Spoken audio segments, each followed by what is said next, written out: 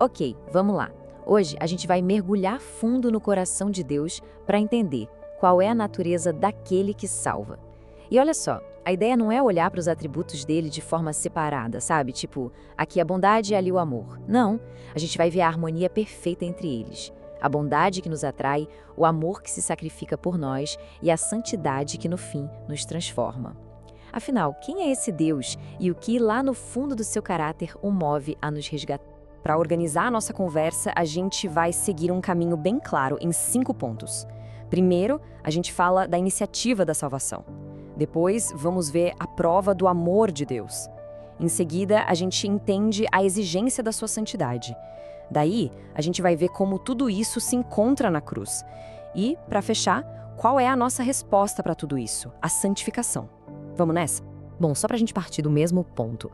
Na nossa conversa anterior, ficou claro que o pecado criou um abismo gigante entre a gente e Deus, né? A comunhão foi quebrada e a humanidade ficou, culpada e distante. E isso, claro, levanta uma pergunta bem séria. A pergunta é essa: se a gente está separado, está perdido, quem é que dá o primeiro passo para nos encontrar? E olha, a resposta para isso é simplesmente o coração do Evangelho. Revela tudo sobre a soberania de Deus. A iniciativa é nossa ou é dele? É por aí que a gente começa a entender tudo. E aqui a gente já entra no ponto fundamental. A iniciativa da salvação é toda de Deus. Ponto. Salvação não é a gente buscando a Deus, sabe? É um plano de resgate que nasce, que se origina totalmente nele. Antes que a gente pudesse sequer pensar em dar um passo na direção dele, ele já tinha agido. Tem um conceito no Antigo Testamento que é, super poderoso. A ideia de Deus como o Goel, que significa redentor. Mas não é qualquer redentor. É aquele parente próximo que tinha a responsabilidade de pagar o preço para libertar um familiar que virou escravo. Pensa nisso. Deus, por vontade própria, assume esse papel. Ele paga o nosso resgate. A iniciativa não é só dele, é a maior prova do seu compromisso e soberania. Ok, mas de onde vem essa iniciativa toda? A fonte é a sua bondade. Em hebraico, Tob. E isso é fundamental. Não é uma reação a algo bom que a gente fez. Não tem nada a ver com mérito. É algo que emana do próprio ser de Deus. É a natureza dele ser bom. E é essa bondade que nos atrai. É dessa fonte que o plano de salvação inteiro começa a fluir. E olha que convite incrível que o salmista faz. Ele não diz racionalize e conclua que o Senhor é bom. Não. Ele diz provai e vede. É um convite para a experiência, para sentir na pele. É um chamado para experimentar pessoalmente essa bondade que age, que resgata, a bondade em que a gente pode, de fato, confiar de olhos fechados. Certo, então a iniciativa vem da bondade de Deus. Mas qual é o motor por trás dessa bondade? O que impulsiona tudo isso? Agora a gente vai fundo na motivação. Uma força incomparável chamada amor. E não estamos falando de qualquer tipo de amor, né? A palavra aqui é agape. É um amor que é completamente diferente do nosso. Não é um sentimento que depende do que a outra pessoa faz ou merece. É um amor de decisão. Um amor que se move ativamente na direção de quem não merece e que se prova no sacrifício. Essa é a essência do amor de Deus. E se alguém duvida desse amor, aqui está a prova definitiva. Deus não esperou a gente ficar bonzinho. Ele não morreu por amigos ou por gente justa. O texto diz que Cristo morreu por nós, sendo nós ainda pecadores, inimigos. A morte de Cristo é a maior evidência que a história já viu desse amor sacrificial de Deus. E para a gente ter uma dimensão do custo desse amor, tem uma palavra que é chave: monogenes, unigênito ou único. Isso mostra o valor do que foi dado. Deus não entregou uma coisa qualquer. Ele entregou alguém, o seu filho único, singular, o ser mais precioso que existe. O preço que ele pagou pela nossa salvação foi literalmente o maior tesouro do céu. E qual o resultado desse amor todo? É um resultado de tribunal quase inacreditável. A palavra é dikaiô, justificar. Pensa num tribunal. A pessoa é culpada, todas as provas apontam para isso, mas o juiz bate o martelo e declara justo, absolvido. É isso que Deus faz. No tribunal divino, quem crê é declarado justo. Não porque a pessoa se tornou inocente do nada, mas porque a pena já foi paga, a justiça já foi cumprida no sacrifício de Cristo.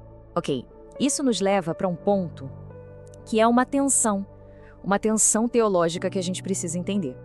Porque esse mesmo Deus que é puro amor, que é pura bondade, ele também é um Deus de santidade absoluta. E a santidade dele, gente, é inegociável. Ela não pode, de jeito nenhum, simplesmente ignorar o pecado. É aqui que entra a dimensão que nos transforma, a santidade de Deus. Em grego, hagios. Ser santo significa ser separado. Deus é totalmente separado de qualquer impureza. Ele é moralmente perfeito, puro. E essa santidade tem duas implicações. Primeiro, ela exige que o pecado seja julgado.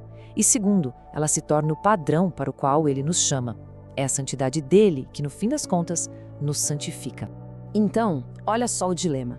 De um lado, a gente tem a justiça divina, que olha para o pecado e diz: isso precisa ser punido. Do outro lado, a gente tem o amor divino, que olha para o pecador e diz: eu quero perdoar. Num Deus que é perfeito, um lado não pode simplesmente apagar o outro. Como é que se resolve isso? Essa é a grande pergunta da história da redenção. Onde? Em que lugar a justiça perfeita e o amor perfeito podem se encontrar? E os dois saírem de lá totalmente satisfeitos, no mesmo ato, no mesmo momento, sem nenhuma contradição? A resposta, o ponto de encontro de tudo isso, é o evento mais central de toda a história da humanidade, a cruz de Cristo. A cruz, stauros, em grego, pensa bem, um instrumento brutal de morte e tortura, se tornou o grande altar do universo. Foi exatamente ali que a santidade de Deus, que não podia deixar o pecado impune, e o amor de Deus, que queria desesperadamente salvar o pecador, se abraçaram, em perfeita unidade. E esse versículo de Romanos é o resumo perfeito. É de uma clareza que assusta. Na cruz, Deus conseguiu ser as duas coisas ao mesmo tempo, sem nenhuma contradição. Ele foi perfeitamente justo, porque puniu o pecado, e ao mesmo tempo, ele foi o justificador daquele que tem fé. É aqui que tudo se amarra: bondade, amor e santidade, numa harmonia gloriosa. Beleza. Diante de uma obra de Deus tão completa, tão soberana, qual é a nossa parte? O que se espera de nós? Porque veja bem, a salvação não é a linha de chegada, é o ponto de partida, o começo de uma vida completamente transformada. O grande objetivo da salvação é muito mais do que só perdão. É a agiasmos, a santificação. E o que é isso? É um processo contínuo, do dia a dia, onde o Espírito Santo vai nos moldando, nos fazendo mais parecidos com Cristo. A gente foi salvo para ser santo, para refletir o caráter daquele que nos tirou da escuridão e nos trouxe para essa luz incrível. É super importante a gente entender essa dinâmica. A salvação tem sempre duas direções, um de onde e um para onde. A gente foi salvo da penalidade do pecado, da condenação justa que merecíamos, e a gente foi salvo para uma vida de santidade, de consagração prática, uma vida que mostre a glória de Deus. E pra gente terminar, fica essa reflexão, que não é pra ficar só na cabeça, é pra descer pro coração. A salvação é essa obra incrível, soberana, que nasce da bondade, se prova no amor sacrificial e nos chama pra santidade de Deus. Então a pergunta final é bem prática, é pro nosso dia a dia. De que forma a nossa vida hoje está refletindo essa natureza santa, amorosa e boa do Deus que nos salvou?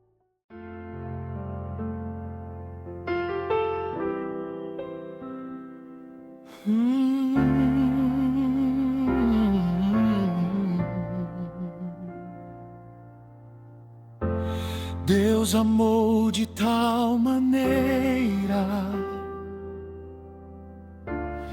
este mundo sofredor,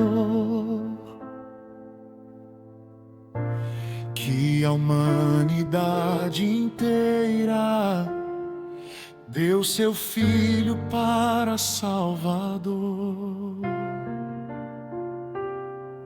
E agora nunca mais perece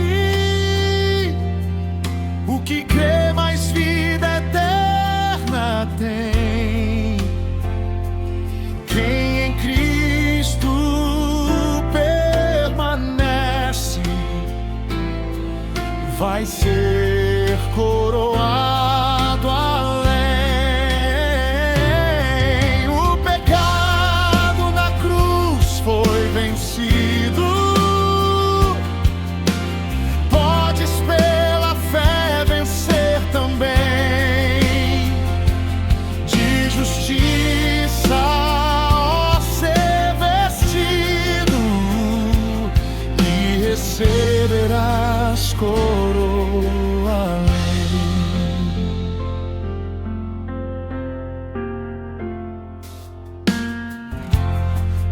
prisioneiro do pecado,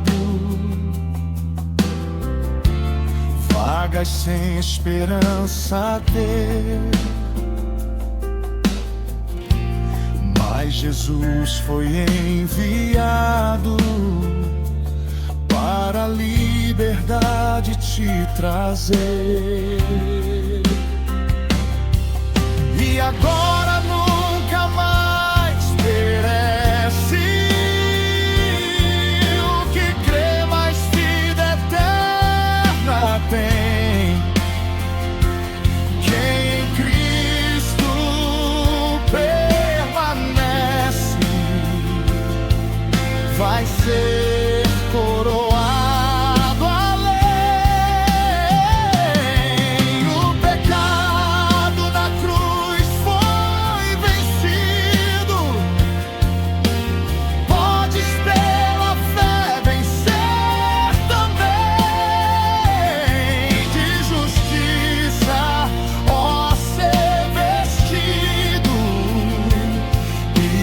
Receberás coroa além.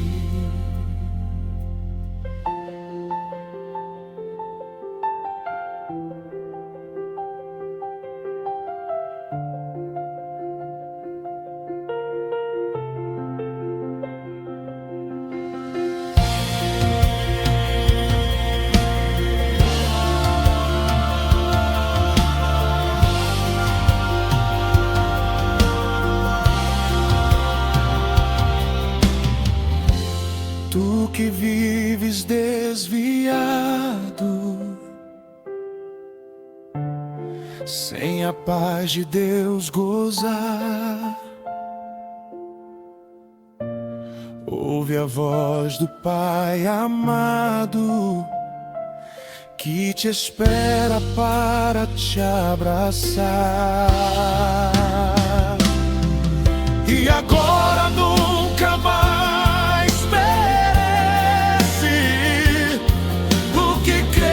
vida eterna tem.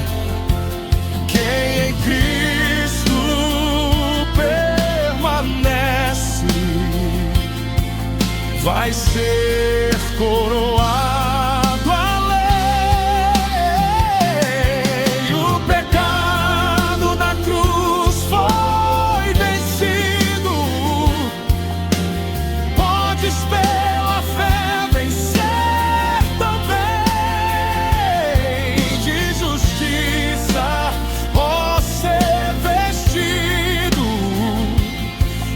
Receberás coroa além.